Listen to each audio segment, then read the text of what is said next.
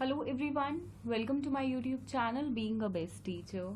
आज के इस वीडियो में हम कुछ इम्पॉर्टेंट एमसीक्यू क्वेश्चंस करेंगे, जनरल एमसीक्यू क्वेश्चंस जो आपकी gender, school and society subject के हैं of your BEd second year.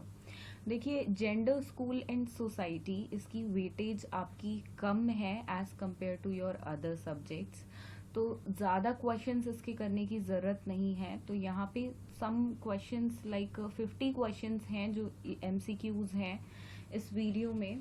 तो अगर आप 50 क्वेश्चंस कर लेते हैं तो जनरली हर टॉपिक को कवर किया है। तो हर टॉपिक के लिए आपको एक ओवरव्यू होना ज़रूरी है, सो दैट क्वेश्चंस किसी भी हिसाब से फ्रेम हो आप उसको कर पाएँ। तो हर टॉपिक की आपको नॉलेज बेसिकली होनी चाहिए। So starting with question 1, which statement is not correct about gender? इनमें से कौन सी स्टेटमेंट जेंडर के बारे में करेक्ट नहीं है? देखिए, मुझे हिंदी मीडियम के लिए भी बहुत स्टूडेंट्स बोलते हैं कि मैम हिंदी मीडियम में डालें, तो आप इनको कन्वर्ट कर सकते हैं हिंदी मीडियम में। देखिए, एग्जाम्स बिल्कुल आने वाले हैं, इतना मटेरियल रेडी करना, इतने कंटेंट को रेडी करना, प्लस उसको ट्रांसलेट भी करना दूसरे लैंग्वेज में, वो इस वक्त हो नहीं पाएगा बिकॉज कोई भी प्रिपेयर्ड नहीं था। ना टीचर्स प्रिपेयर्ड है, ना स्टूडेंट्स प्रिपेयर्ड है, ना बुक पब्लिशर्स प्रिपेयर्ड हैं इस चीज़ के लिए। तो यहाँ पे ऑल ऑफ अ सडन में क्विकली जितना भी मटेरियल बन पाएगा तो I will try to upload it as soon as possible. So question 1 की जेंडर के बारे में कौन सी स्टेटमेंट इनमें से ठीक नहीं है? First is gender is socially constructed, next is gender is biological, gender is roles of man and women in society, या ऑल ऑफ देम। तो यहाँ पे है जेंडर इज बायोलॉजिकल। देखिए, जेंडर जो होता है वो सोसाइटी बना देती है कि आदमी और औरत के जो रिस्पॉन्सिबिलिटीज और रोल्स को डिवाइड कर दिया जाता है। बायोलॉजिकल बेसिस पे सिर्फ जो होते हैं वो सेक्सुअल डिफरेंसेस होते हैं और कोई डिफरेंसेस नहीं होते हैं। जो डिफरेंसेस जैसे कि आदमी बाहर जाके काम करेंगे, औरतें घर पे रहेंगी, या बाहर भी जा रही हैं, हाउसवाइफ नहीं है, काम कर रही है, तो साथ में उनको घर की रिस्पॉन्सिबिलिटी देखनी है। तो ये जेंडर के बेसिस पे ये रोल्स डिवाइडेड होते हैं। तो जेंडर सोशली कंस्ट्रक्टेड होता है, जेंडर के द्वारा ही मैन और वुमेन के सोसाइटी में रूल्स डिफाइन होते हैं, एंड बायोलॉजिकली जेंडर का कोई रोल नहीं है। जेंडर बेसिस पे हमने एज ह्यूमन ने डिफरेंस किया है मैन एंड वुमेन में। तो ये था first question. Next is patriarchy society. तो देखिए, पेट्रियार्ची भी बहुत लोग उसको प्रोनाउंस करते हैं, but the correct pronunciation is patriarchy. And अब इसमें है पेट्रियार्की, देखिए क्या होती है, पितृसत्ता, जिसमें आपका जो ओल्डेस्ट मेल होता है फैमिली का, या फादर कह सकते हैं, या मुखिया घर का, वही होता है जो सबसे बुजुर्ग पुरुष होता है। So a system of society in which the oldest male is the head of the family. तो ये आपका ऑप्शन 1 है आंसर। अब मैट्रियार्की सोसाइटी इसका अपोजिट है, जिसमें जो ओल्डेस्ट फीमेल होती है वो मुखिया होती है फैमिली की, बुजुर्ग महिला, जैसे कि दादी हो सकती है, आपकी माता हो सकती है। लेकिन पितृसत्ता सोसाइटी जो नॉर्मली हमें देखने को मिलती है हमारे इर्द गिर्द, तो उसमें पिता या दादाजी आप देखेंगे जनरली वो घर के मुखिया होते हैं। Next is what is stereotyping? Stereotyping क्या है? देखिए, स्टीरियोटाइपिंग का मतलब एक तरह से है रूढ़िवादी, मतलब जो एक हमारे दिमाग में किसी चीज के लिए एक बनी बनाई सोच है और वो सदियों से चली आ रही है।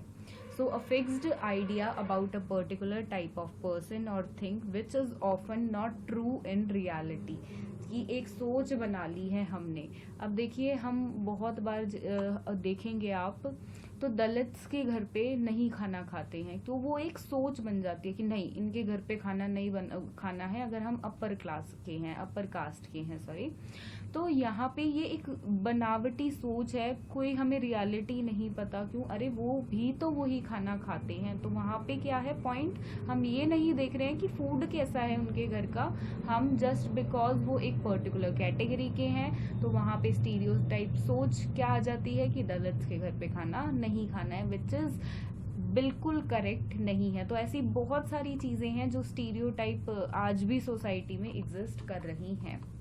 Next is which of the following problem is not being faced by Indian women. अब इनमें से कौन सी प्रॉब्लम है जो इंडियन वुमेन को, भारतीय महिलाओं को फेस नहीं करनी पड़ती है। जेंडर डिस्क्रिमिनेशन बिल्कुल होता है, लड़के लड़की में भेदभाव। देन डॉरी सिस्टम, आपका दहेज बिल्कुल दिया जाता है, आज भी ये एग्जिस्ट करता है, सभी के लिए नहीं but most of the women face it. Domestic violence, वो भी फेस करना पड़ता है, बहुत सारे ऐसे केसेस हैं। देन पासपोर्ट इशू, ऐसा कोई इशू नहीं है, पासपोर्ट के लिए जितना अधिकार एक आदमी को है उतना ही औरत को भी है, तो एज सच इस पे कोई इशू नहीं है। तो आपका ऑप्शन 4 पासपोर्ट इशू यहाँ पे गलत ऑप्शन है, तो ये आपका हो जाएगा answer. Next is which of the following is not correct. Gender is based on social norms. Gender role cannot be modified. Gender is not biological. Gender roles are acquired. अब देखिए यहाँ पे एक ऑप्शन है कि जेंडर को हम modify नहीं कर सकते हैं, तो ये ऑप्शन यहाँ पे गलत है। देखिए जेंडर के जो रोल्स डिवाइडेड हैं, जो बेशक सदियों से हों, जैसे एक एग्जाम्पल लेके समझते हैं, पहले से क्या चलता आ रहा था कि लड़कियां जो हैं वो घर का काम करेंगी, बच्चों की परवरिश करेंगी, फैमिली को सर्व करेंगी, बट आज के वक्त में वो सोच चेंज होती जा रही है और काफ़ी हद तक हो भी चुकी है। तो मॉडिफिकेशन हुआ है उसका कि लड़कियां भी बाहर जाती हैं, वो भी जो भी ऑक्यूपेशन वो चूज करना चाहती हैं, टीचर होती हैं, डॉक्टर होती हैं, नर्स होती हैं, एंड बहुत सारे प्रोफेशंस में आपको लड़कियां देखने को मिलेंगी। तो ये ऑप्शन यहाँ पे गलत है, तो ये आपका आंसर हो जाता है। Next is the process of acquiring culture is refer to as socialisation. Next is acculturation, patriarchy, none of these. तो देखिए यहाँ पे सोशलाइजेशन जो है उससे हम एक्वायर करते हैं, general process of acquiring culture है आपका सोशलाइजेशन। अब सोशलाइजेशन के 1-2 क्वेश्चंस और आएंगे अभी, तो उसको हम प्रॉपर्ली डिस्कस करेंगे। Then boy, man, uncle, fireman, grandfather are feminine titles, masculine titles, both feminine and masculine titles, none of these. तो ये सब मेस्कुलिन टाइटल्स हैं आपके। Very easy question. Which of the following things is normally learned during the socialization process। तो socialization process में हम which of the following things is normally learned, the role we are play in, the roles that we play in life, the cultural norms, the language of the people around us, या all of them। तो यहाँ पे जो आपका correct option है वो है, so the correct answer is all of them. देखिए समाजीकरण होता है सोशलाइजेशन, जिससे हम समाज में मिक्सअप होते हैं। एक इंडिविजुअल समाज में मिक्सअप होता है सोसाइटी के साथ और सोसाइटी के कल्चर को जानता है, आसपास के लोगों को जानता है, एक दूसरे की लाइफ के बारे में जानता है। तो वो समाजीकरण मतलब सोसाइटी के साथ बेसिकली मिक्सअप होना। देन इन मेट्रियार्ची सोसाइटी मतलब कि मातृसत्ता, जैसे पितृसत्ता का ये उल्टा है। अब पेट्रियार्की सोसाइटी में तो देखिए पिता के पास या ग्रैंडफादर के पास, ओल्डेस्ट मेल के पास बेसिकली सारी पावर होती है, वो ही मुखिया होता है। तो मेट्रियार्की में मदर के पास होती है। अब इन्होंने यहाँ पे कुछ पॉइंट्स हैं, एक बार देख लेते हैं। Property transfer from mother to daughter, ऐसा बिल्कुल होता है मेट्रियार्की सोसाइटी में कि माता से बेटी को। देखिए पेट्रियार्की सोसाइटी में क्या होता है, पेट्रियार्की सोसाइटी में जो इंडिया में भी एग्जिस्ट करता है कि पिता से पुत्र के पास जो है वो प्रॉपर्टी का ट्रांसफर होता है। कई बार लड़कियों को भी दिया जाता है, अब चेंज भी हो रहा है, मैं सभी की बात नहीं कर रही हूँ, बट पितृसत्ता में सिर्फ बेटे को अधिकार होता है बाप की प्रॉपर्टी पर। लेकिन जो मातृसत्ता है, मेट्रियार्की सोसाइटी है, उसमें जो ट्रांसफर ऑफ प्रॉपर्टी है वो मदर से डॉटर को होता है। Then oldest female is the head of the family, घर की मुखिया सबसे बुजुर्ग महिला होती है। Women take all the decisions, जो औरतें होती हैं वो सारे डिसीजंस लेती हैं। तो ऑल ऑफ देम आपका करेक्ट ऑप्शन यहाँ पर है। Next is what is the sociological definition of sex. whether a person considers themselves to be male or female, a person's biological and anatomical attributes, two main categories, male and female, also intersex, transgenders. तो यही है आपका, देखिए sexual differences वही होते हैं जो आपके बायोलॉजिकल बेसिस पे होते हैं। जेंडर बेसिस पे ह्यूमन बीइंग्स ने बनाए हैं, हमने वो डिफरेंसेस बना दिए हैं जो रोल्स रिस्पॉन्सिबिलिटीज डिवाइड कर दिए हैं। Otherwise on the basis of sexual there is only biological differences among male and female and also transgender exist. Next is question number 11. Which of the following is not a theory of gender and education? इनमें से कौन सी एक theory है जो gender और education की theory नहीं है? तो देखिए सोशलाइजेशन थ्योरी वो एक थ्योरी है जेंडर एंड एजुकेशन की, आपके सिलेबस में भी है। देन स्ट्रक्चर थ्योरी भी है, डीकंस्ट्रक्टिव थ्योरी भी है, तीनों आपके सिलेबस में है एंड ये एग्जिस्ट भी करती हैं। लेकिन आइडेंटिकल थ्योरी ऐसी कोई भी थ्योरी है ही नहीं जेंडर और एजुकेशन की। Now what is equity? The quality of being fair and impartial, the situation in which everyone has the same right and advantages. Third is lack of fairness or justice, then lack of proportion of relation between corresponding things. तो यहाँ पे जो आपका answer है वो है option 1, the quality of being fair and impartial. देखिए equity का आपका छोटा सा ही टॉपिक है। जब ये आपका देखिए थ्योरी एग्जाम जब आपका होता है जो लास्ट ईयर तक हो रहा था, तो उसमें आपका प्रॉपरली ये 4 मार्क्स का क्वेश्चन आता था, इससे बड़ा क्वेश्चन नहीं आता था। तो इस पे क्वेश्चन आएगा तो एक ही क्वेश्चन आएगा, ज्यादा चांसेस नहीं है। एक ओवरव्यू ले ले कि इक्विटी होता क्या है, that's very enough. Next is who is the father of constructivism? तो यहाँ पे 4 नाम हैं जो फादर हैं कंस्ट्रक्टिविज्म के, वो हैं जीन पियाजे। A good text book avoids, एक गुड टेक्स्ट बुक में क्या नहीं होगा, क्या अवॉइड करेंगे? जेंडर डिस्क्रिमिनेशन नहीं होगा, जेंडर बायस नहीं होगा, जेंडर सेंसिटिविटी हो सकती है, जेंडर इक्वालिटी हो सकती है, सोशल रिस्पॉन्सिबिलिटी होंगी, लेकिन जेंडर डिस्क्रिमिनेशन जेंडर बायस नहीं होगा उसमें। How teachers and students dash gender in the classroom, it dash the learning environment. देखिए अब यहाँ पे 2 ऑप्शन हैं जो भी फिट होते हैं ब्लैंक्स में, that you have to see. How the एक एक करके देखते हैं। ऑप्शन 1 पे इंटरप्रेट और डज नॉट अफेक्ट है।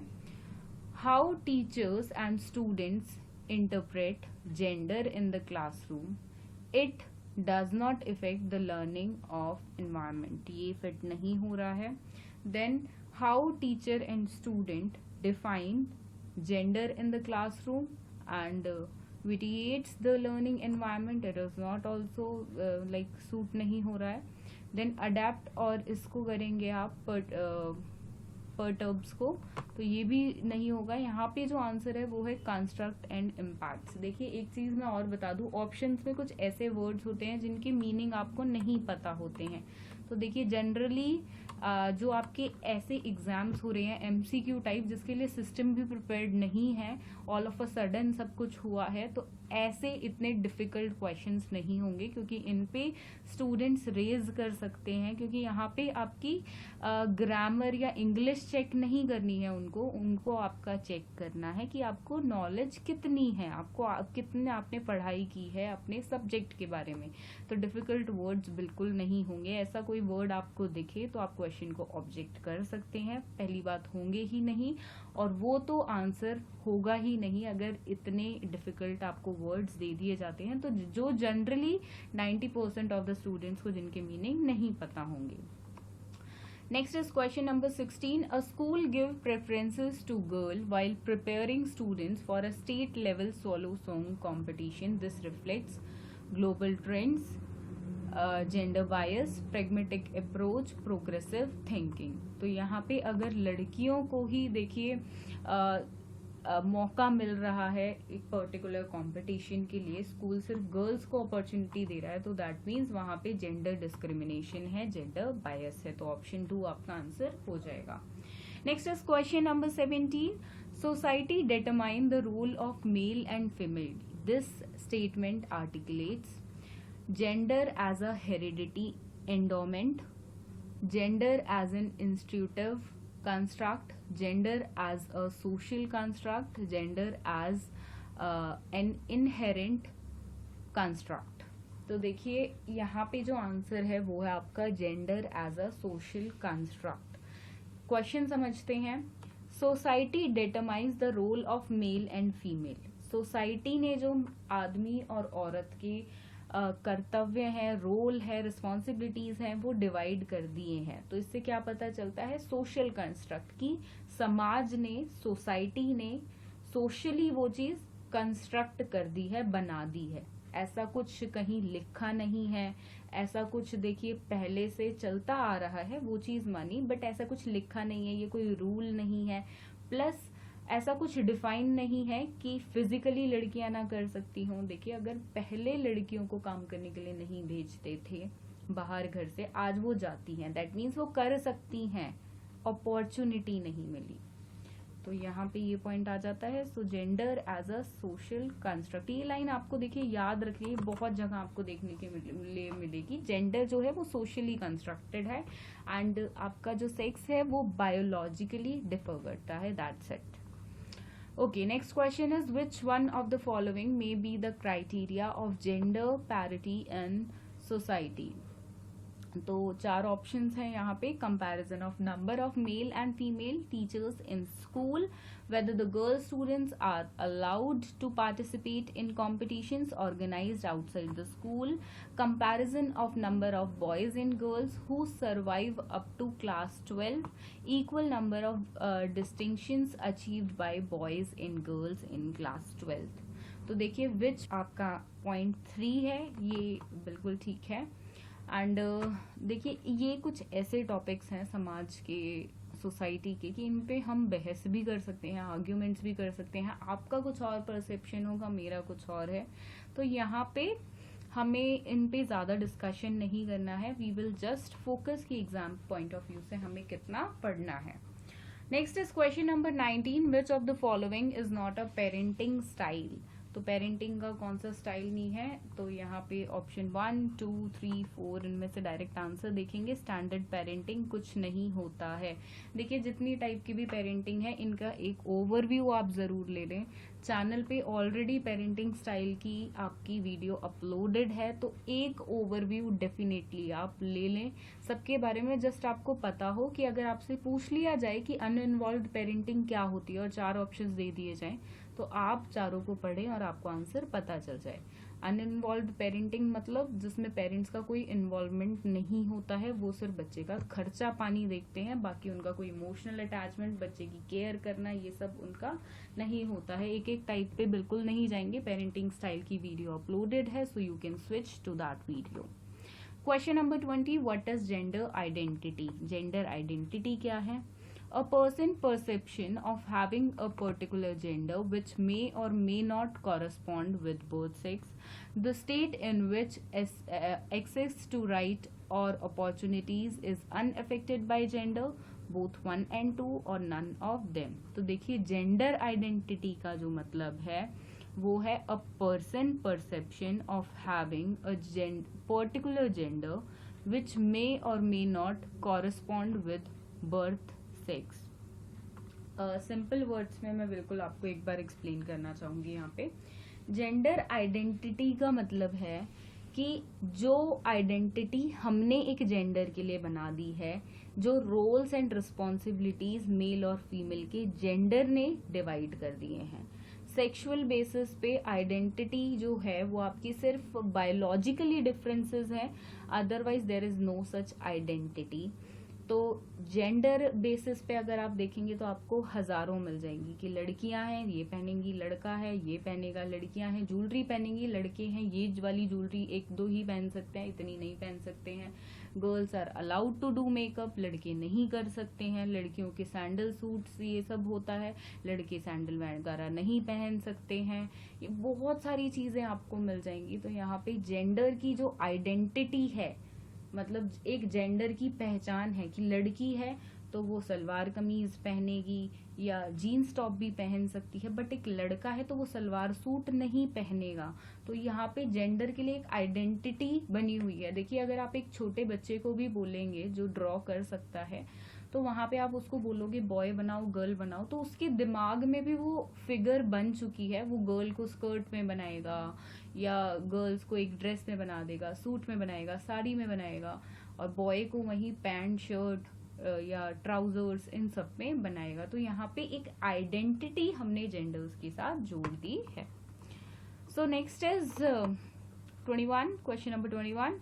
Deconstructive theory was derived by famous philosopher. Deconstructive theory किसने दी है? तो यहाँ पे 4 नाम है and the correct option is Jacques Derrida.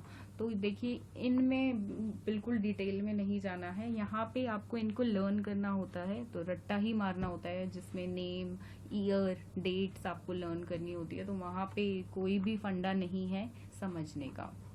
Next is question number 22. Schooling helps in developing. Schooling क्या हेल्प करती है, क्या चीज डेवलप करने में? ह्यूमनिस्टिक वैल्यूज डेफिनेटली करती है, नेशनल वैल्यूज वो भी करती है, सेक्युलर वैल्यूज वो भी करती है। So all of them is your correct option. Which of the following, थोड़ी सी स्पेलिंग मिस्टेक्स हैं, please adjust. Following is not a characteristic of gender. Gender includes personal traits, attitudes, behaviour and values, ये characteristic है. Gender roles vary across cultures, ये भी है. Gender involves an array of rights, rules, responsibilities and relationships. Then last is physical and psychological differences between male and female.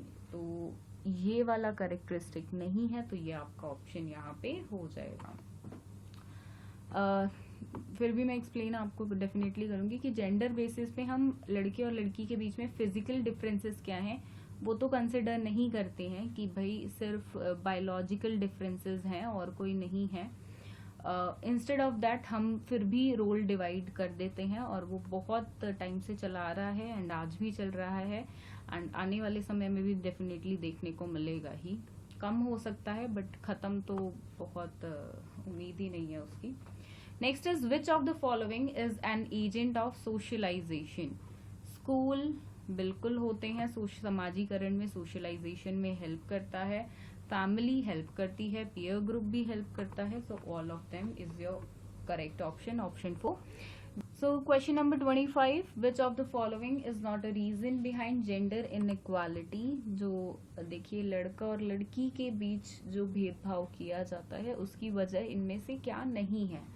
Illiteracy, अनपढ़ता है जो देश में, illiteracy के कारण अनपढ़ जो लोग रह जाते हैं उसकी वजह से डेफिनेटली है कि वो समझ नहीं पाते हैं कि सभी जेंडर्स इक्वल हैं. देन लो ऑफ अवेयरनेस, जागरूकता नहीं है, बिल्कुल सही. सोशलाइजेशन ये नहीं है. देखिए, समाजीकरण सभी लोगों के पास है, तो इस ऑप्शन को हम नहीं लेंगे कि जेंडर इनइक्वालिटी का ये रीजन है. देन नैरो आइडियोलॉजी की बिल्कुल जो एक बनावटी सोच बन गई है, एक थिंकिंग बन गई है, तो वो रीजन है. तो जो रीजन नहीं है वो है आपका socialization behind gender inequality. Next question is which of the following is not a type of socialization. Group socialization, binding socialization, positive and negative socialization. तो बाइंडिंग सोशलाइजेशन कुछ नहीं होता है. Why socialization is important? Socialization important क्यों है? For the personality development, for individual development, या being disciplined, या all of them. तो किस चीज के लिए socialization important है? So your option D, all of them is your correct option. देखिए, सोशलाइजेशन जो है उससे पर्सनालिटी डेवलपमेंट होता है, एक इंडिविजुअल का डेवलपमेंट होता है, डिसिप्लिन रहना इंसान सीखता है कि समाज में उसको कैसे, कौन से. देखिए, एक बच्चा है, एग्जांपल देती हूँ मैं आपको. एक बच्चा है, वो बचपन में रोता है अगर उसको कोई चीज चाहिए होती है. जनरली वो मार्केट जाता है, उसको टॉय चाहिए, तो वो क्राई बिहेवियर शो करता है, जिससे पेरेंट्स को बहुत बार मार्केट में एम्बैरेसमेंट भी फील करनी पड़ती है, फेस करते हैं. तो यहाँ पे सोशलाइजेशन एक ऐसा प्रोसेस है जिससे एक बच्चा जब एडल्ट तक आता है, एडोलेसेंस की एज देन एडल्ट तक, तो उसको ये चीज बड़े होते होते बिल्कुल पता चल जाती है कि सोसाइटी में कौन सा बिहेवियर एक्सेप्टेबल है, कौन सा नहीं है। तो डिसिप्लिन रहना, समाज के हिसाब से चलना, वो सीख जाता है। Question number 28. A hierarchical system in which culture, political and economic structures are dominated by males, कि जिसमें देखिए पुरुषों की चलती है, तो वो होती है patriarchy society. Next is one is not born but rather become a women. देखिए बहुत इंपॉर्टेंट क्वेश्चन है, बहुत इंपॉर्टेंट, सो इसको मार्क कर ले बिल्कुल आप। बहुत इंपॉर्टेंट क्वेश्चन है कि एक औरत जो होती है वो औरत पैदा नहीं होती है बल्कि बना दी जाती है। मतलब सेक्सुअल बेसिस पे सिर्फ बायोलॉजिकल डिफरेंसेस हैं, जेंडर बेसिस पे जो रोल्स एंड रिस्पॉन्सिबिलिटीज डिवाइड की हैं वो सोसाइटी ने की हैं। तो ये क्वेश्चन बहुत इंपॉर्टेंट है आपका, तो इसको लर्न कर ले। And next is question number 30। अब देखिए पेट्रियार्की सोसाइटी को ये भी बोलते हैं दैट इज पेट्रिलिनियल। तो पेट्रिलिनियल का मीनिंग क्या होता है? पेट्रियार्की को ही आपको सोच के चलना है, कंफ्यूज नहीं होना है दोनों वर्ड्स के बीच। Two families having the common origin, no. A family counted for another branch of family, no. Family trace the lineage from the father side, बिल्कुल, कि बाप की साइड से फैमिली बढ़ती जा रही है, जैसे कि इंडिया में भी है, जनरेशन को आगे बेटा बढ़ाता है ना कि daughter. She have to shift to another family, वो किसी और फैमिली में शिफ्ट होती है और उस फैमिली का जो जनरेशन है उसको आगे बढ़ाती है। एंड देखिए जो फैमिली की पहचान होती है वो भी पिता से ही होती है, उसकी जनरेशन से, उसी के सरनेम से ही। So family trace the lineage from the mother, no. So option C, आपका option D, option 3 is your correct here. Okay, next question. Which of the following are gender inequality index measure? तो यहाँ पे है reproductive health measure by maternal mortality ratio and adolescence birth rates, empowerment measures by proportion of parliamentary seats occupied by female and proportion of adult females and males, economic status expressed as labor market anticipation and measures by labor force participation and population rate of female and male. तो तीनों option है, तो आपका option C जो last option जो है आपका fourth option वो करेक्ट है। यहाँ पे थोड़ी सी नंबरिंग का इशू है, तो आप इस वाले को कंसिडर करें and your correct answer is this one. Okay, coming to the next question, question number 32। One of the major cause of high maternal morality rate in India is, देखिए जो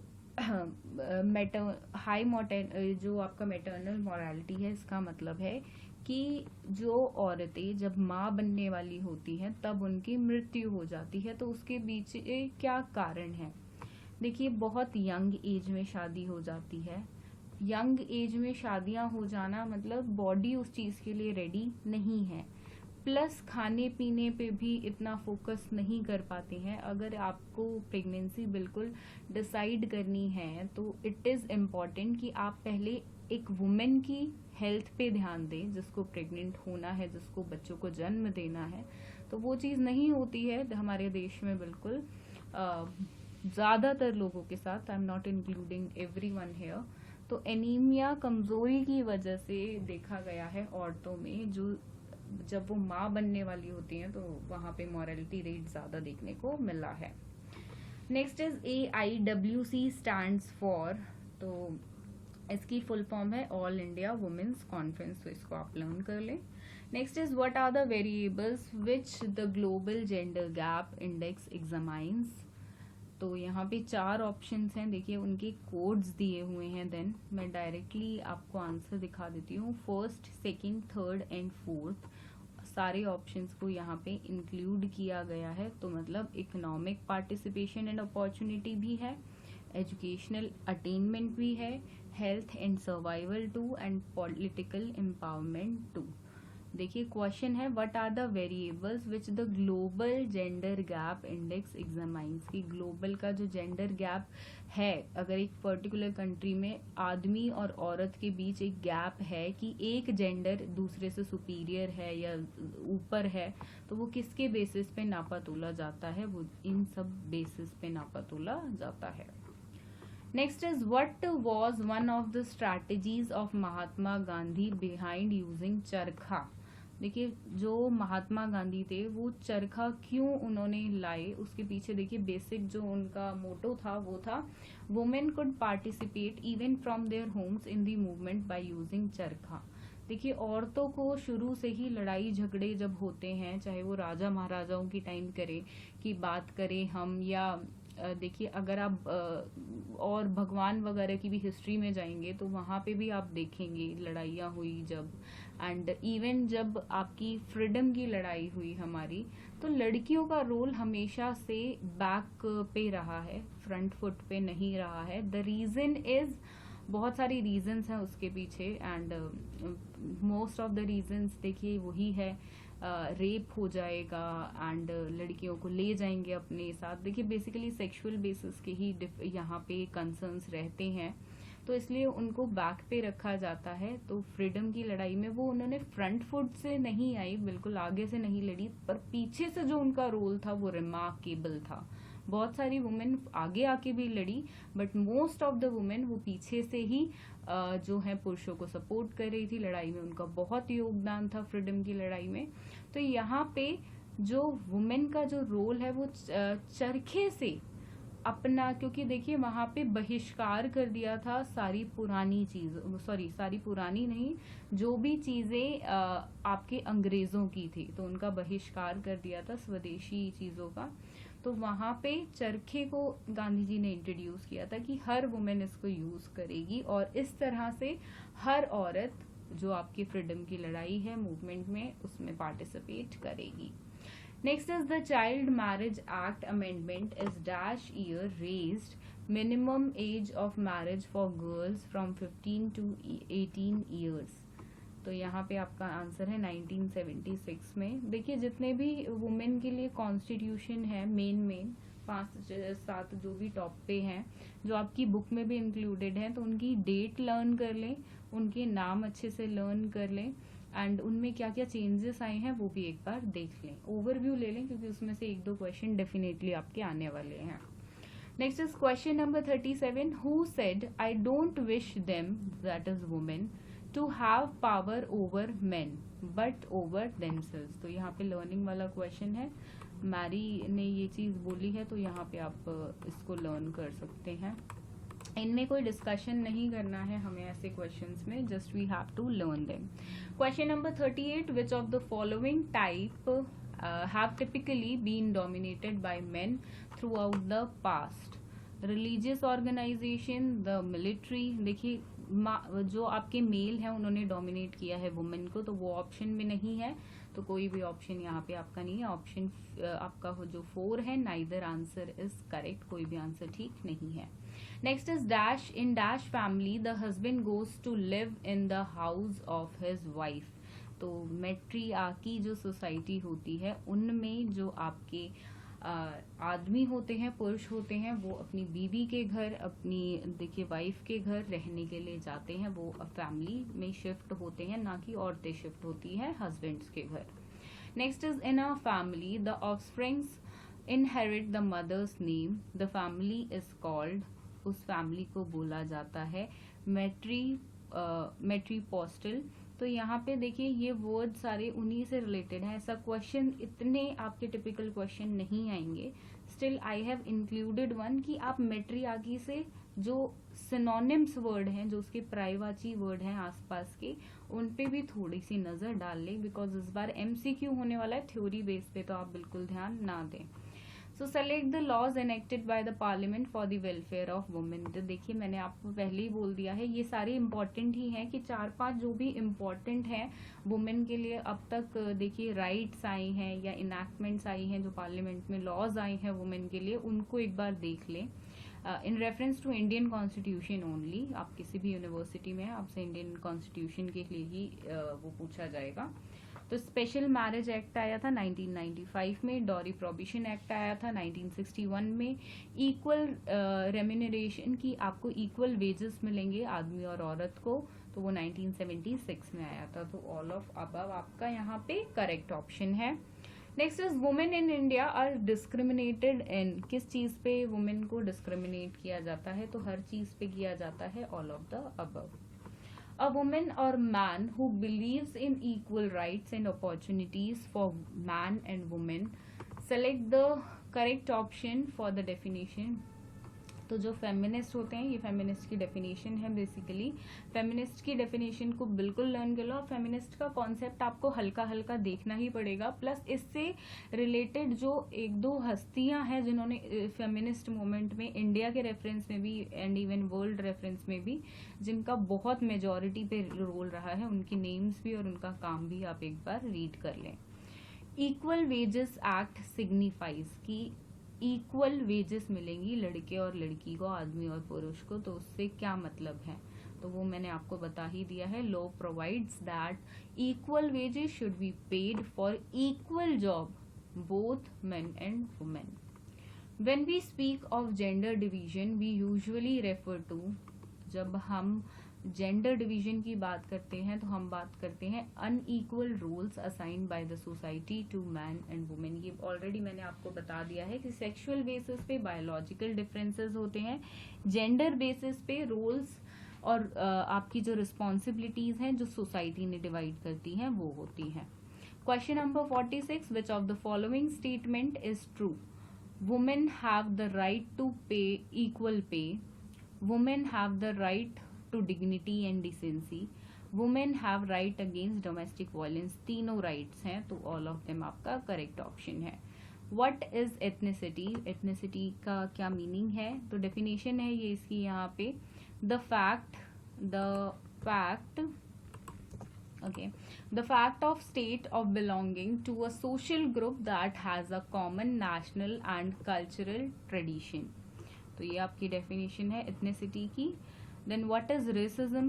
तो रेसिज्म, ये देखिए आपके सारे जो ये लास्ट में मैंने क्वेश्चंस जनरली डाले हैं ये 4 मार्क्स में आते हैं, तो आपको क्या करना है, रेसिज्म की डेफिनेशन देख ली, मतलब समझ लिया, और जैसे जो भी है आपके यहाँ पे रेसिज्म आ गया, एथनिसिटी आ गया, और भी कोई ऐसा टॉपिक है जो 4 मार्क्स के अंडर आ सकता है, तो उसकी जस्ट आप डेफिनेशन देख लें एंड उसको हल्का सा समझ लें कि उसका मतलब एग्जैक्टली है क्या, सो दैट कोई भी ऑप्शन आए, किसी भी प्रकार के ऑप्शंस आपको मिले तो आप उनको अटेंड कर पाए।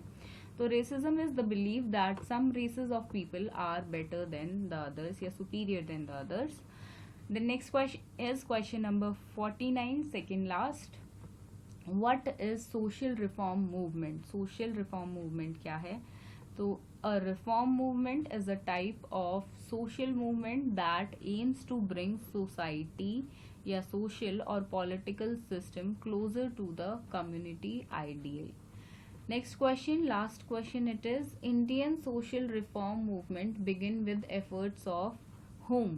तो राजा राम मोहन के जो सोशल रिफॉर्म मूवमेंट है उनके नाम से, उनके एफर्ट से जाना जाता है। तो देखिए ये थे आपके 50 क्वेश्चंस, इंपॉर्टेंट क्वेश्चंस जो एमसीक्यू क्वेश्चन जनरल हैं। ये आप किसी भी यूनिवर्सिटी के छात्र हैं और अगर आपके एमसीक्यू में एग्जाम होने हैं तो आप इसमें से ओवरव्यू ले सकते हैं। डेफिनेटली जो टॉपिक्स डिस्कस हुए हैं उन सभी पे आपके क्वेश्चंस डेफिनेटली आपको देखने को मिलेंगे। ऑलमोस्ट थोड़े से देखिए आपके घुमा के पूछे जा सकते हैं, बट यहाँ पे जो है वो डायरेक्ट क्वेश्चन है कि जेंडर का मतलब क्या है, अब बायोलॉजिकल डिफरेंसेस से क्या समझते हैं, पेट्रियार्की का सिस्टम मतलब क्या है, मेट्रियार्की का क्या है।